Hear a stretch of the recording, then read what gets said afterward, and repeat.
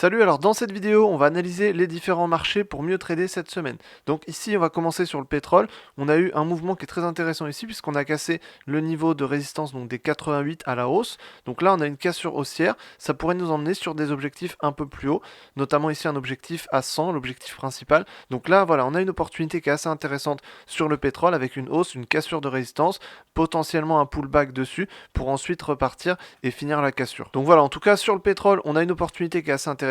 Sur les crypto-monnaies ici, il ne s'est pas passé grand-chose. On n'a que du range pour l'instant. On le voit ici, voilà, les crypto-monnaies pour l'instant, on n'a pas assez de volatilité, on n'a pas de mouvement intéressant. Sur l'Ethereum, c'est la même chose, pas de mouvement intéressant.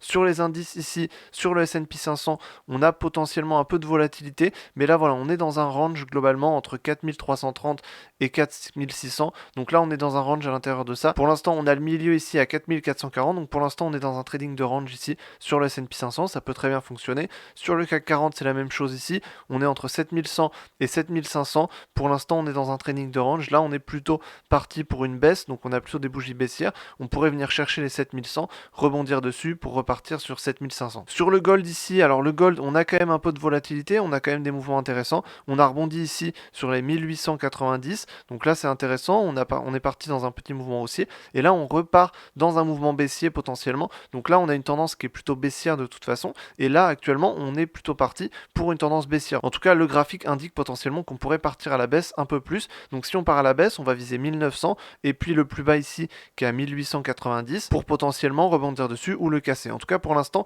on est dans un mouvement baissier qui pourrait aller au moins jusque 1900. Ensuite, sur euro-dollar, on est toujours dans une tendance baissière ici. Sur le forex, on a une tendance baissière. On a eu un petit regain ici, une petite correction haussière, mais on est toujours à la baisse.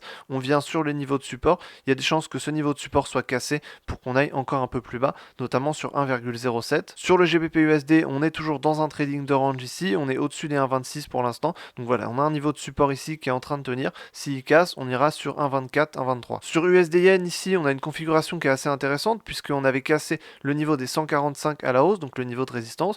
On l'a cassé à la hausse, on est revenu dessus sur un pullback, on est revenu dessus une deuxième fois ici. Donc là, voilà, on marque bien un pullback assez fort. On a une stagnation, une consolidation. Et ensuite, potentiellement, le prix pourrait partir un peu plus à la hausse puisque là, la direction de la tendance est plutôt haussière de toute façon. Donc là, si on part à la hausse, on va viser les 150 ici. Donc pour l'instant, on a plutôt un potentiel haussier sur cette paire qui peut être intéressant pour aller viser les 150. Ensuite, sur USD-CAD, on est plutôt ici sur une tendance haussière. On avait une tendance haussière, une correction, une tendance haussière à nouveau. On pourrait venir chercher le niveau de résistance ici des 1,36,5. Donc c'est un niveau de résistance qui pour l'instant a tenu. On pourrait potentiellement venir dessus et le casser à la hausse pour venir chercher des niveaux encore un peu plus hauts. Sur AUD-USD, on a à peu près la même configuration mais dans le sens inverse. Donc ici, on a un niveau de résistance de 0,65 pour l'instant qui tient. Et là, le prix pourrait venir chercher le niveau des 0,64 ou des 0,63 en dessous. Donc pour moi, les meilleures opportunités cette semaine, on a le pétrole avec la cassure des 88 à la hausse. On a ensuite le gold avec un rebond baissier ici pour potentiellement venir chercher les 1890. Et on a ensuite l'USD-Yen avec un rebond sur 145 qui pourrait nous amener sur 150. Donc j'espère que je t'ai aidé dans cette vidéo. Et si tu veux en savoir plus sur le trading, tous les liens sont en description.